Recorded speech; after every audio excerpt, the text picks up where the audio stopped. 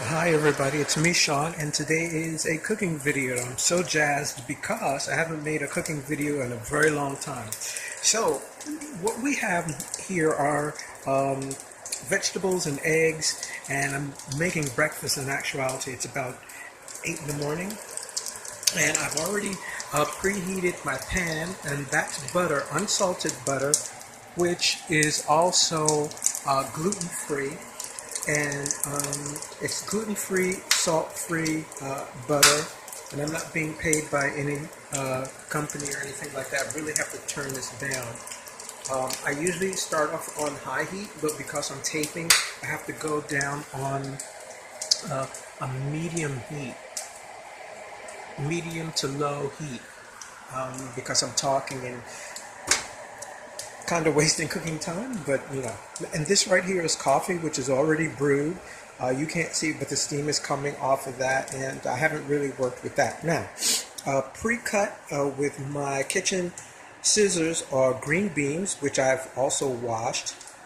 And I'm using half of these beans only because they started to go bad. When you have green beans or any vegetable in a box like this, right, it's bad because moisture gets in, humidity gets in, and it starts to decay. So I found some mustaches on the green beans, and I actually had to throw them away. So if you see white fungus on anything pertaining to food, get rid of it. Here we have 3 eggs that I have not whipped as yet. I thought that I did. And also, something that I really love is ricaito. That's my pronunciation of it. And the other one, there are 2 versions. This is the green version, which is called ricaito. Then you have sofrito, which is made from tomatoes, and it's red. It's this consistency, but it's red. And I don't eat tomatoes or wolf peaches because I'm diabetic and there's a lot of sugar in it. So what I do, I start off, and I just, because I really need 2 hands, but I can't do it now, I start off with the butter, and then I put the ricaito in there. And ricaito really is green peppers, onions, water, salt, cilantro, green soybean oil, garlic, powder spices, monosodium glutamate, potassium sorbate, gum, gargum, citric acid, and all that stuff for that prolongs the life of the product. I would make it myself, but I don't know how, and it takes a long time. So I use that, has a lot of flavoring in it, and I love it. The next thing that I do, because green beans really take a time to, I want to say take a time to heal, but take a time to cook satisfactory. I have to put them in next. And I usually do not cook green beans or any vegetables to fruition, which is totally cooked, because it takes out the nutritional factor in it for me. So these are going to be, I want to say blanched, but cooked a small percentage, just basically to get them warm.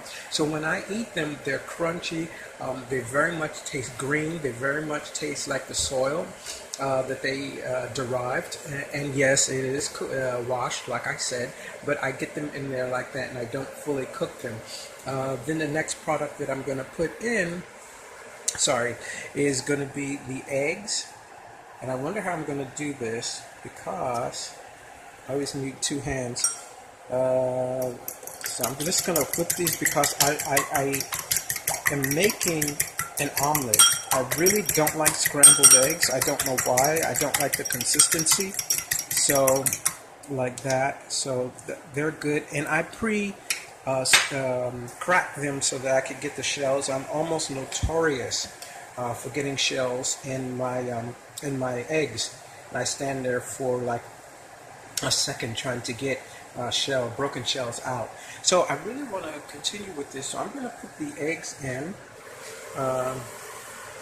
just like that. And I usually don't do it this early. I usually wait a long percentage of time before I put the eggs in. And the next thing that I really do is put in mozzarella. Now, mozzarella is a product that I don't have right now because I used it.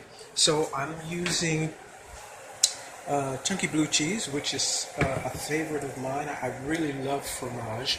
I really want to tell you that it's gluten-free because that's kind of what I promote, is a gluten, and it is gluten-free, no artificial preservatives.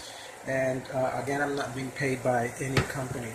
So what I'll do in the very last seconds of the cooking of the omelet is I'll mix in the creamy blue cheese. Now, what I want to do is make a part 2 to this video so I can show you the very last cooking steps that I have. So I'll be right back with you, and this is Cooking with Shaun.